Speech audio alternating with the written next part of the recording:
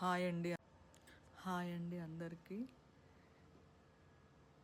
ఈరోజు బ్రేక్ఫాస్ట్కి రాగి జావ చేశాను, ఎగ్ బాయిల్ చేశాను. మార్నింగ్ టీ తాగేసాము. మిల్ మేకర్ ఫ్రై చేశానండి.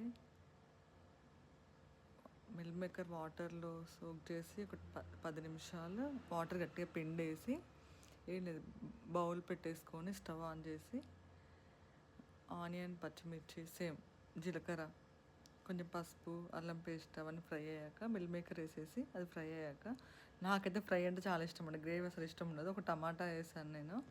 మీకు గ్రేవీ కావాలంటే టమాటాలు కొంచెం ఎక్కువ వేసుకోవచ్చు. ఉప్పు కారం వేసుకుని ఫ్రై అయ్యాక వాటర్ పోసుకోవాలి. ధనియాల పొడి, కొత్తిమీర వేసుకుని దింపేసుకుంటే అయిపోద్ది.